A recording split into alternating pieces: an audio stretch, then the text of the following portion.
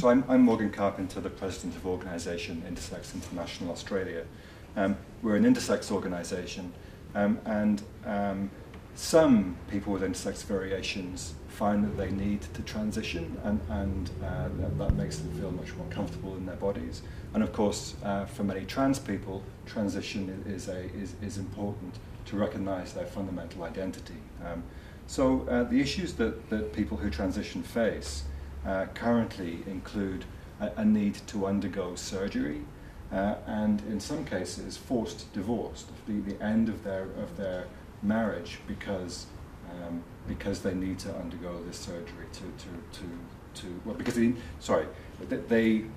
forced divorce is an issue where people are faced with a need to end their relationship to obtain identification documents that they want to reflect their identity, and often a married partner does not want to end that relationship, and the couple want to stay together. So I'd like to ask how your party will address that issue. But before we go on to ask that question, I mean, there are other questions here about how we can make sure that assignment to any particular sex, including this novel third sex, is voluntary, and how we can make sure that medical practices that people undergo to affirm their sex, how we can make sure that those are also voluntary. So I think the first point to make here is that for trans and intersex people, there should be the right to self-determination. The Greens are very strong on that, on bodily integrity, on autonomy, and on self-determination. I think that's really, really crucial. In terms of, again, trans people face so many issues and hurdles in terms of acquiring jobs or housing, as well as the births, marriages and deaths discrimination. So Alex Greenwich and myself, we just last year introduced and actually started debate on a bill to remove this very cruel and unjust practice of forced divorces for trans people. And hopefully in the next parliament we'll put that bill back up and have that debate and actually get there. We're determined to do that with the help of the cross-party members, of course. And then I think the other key thing is the surgery, the forced surgery before people can have sex affirmation.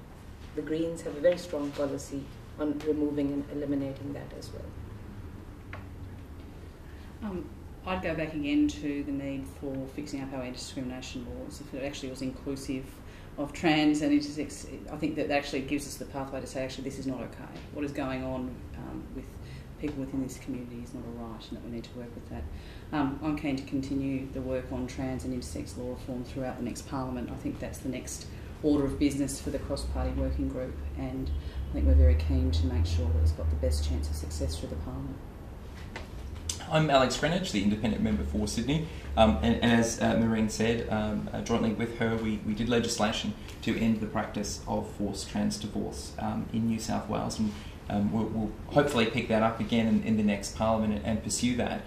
The other area which is of great concern to me is the forced surgical intervention for people who are going through a sex affirmation or gender affirmation process. There are people who it is a medical risk for them to go through quite intrusive surgery. There are, of course, people who do want to do that. And I think people will transition for various reasons, and surgery should not be a mandated part of that. I think that this is an area where the laws need to be updated.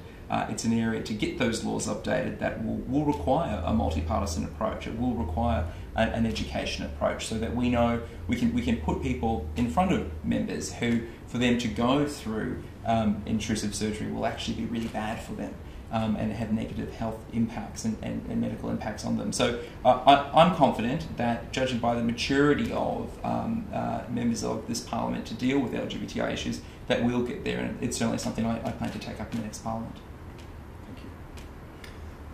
Can I disagree with Penny? Oh, sorry.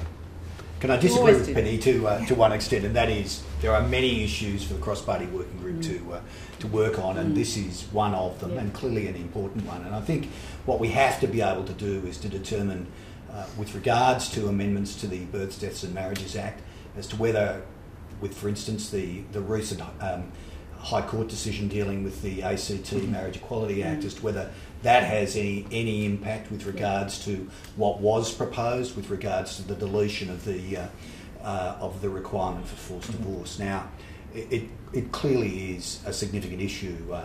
If a person is transitioning and then they are confronted by having to divorce a partner who's prepared to stand by them, clearly that is an unacceptable additional burden to bear. And I think all of us here would have trouble trying to understand why that continues to be in the legislation. But clearly we have to work together. Clearly what we have to do is identify whether there are now any legislative hurdles, and if those don't exist, we have to build the coalitions to be able to achieve the reforms that are necessary. Okay, well thank you very much for sharing your views today. I think it's been great to hear your perspectives, and I very much appreciate it. Thank you, Morgan. Thanks.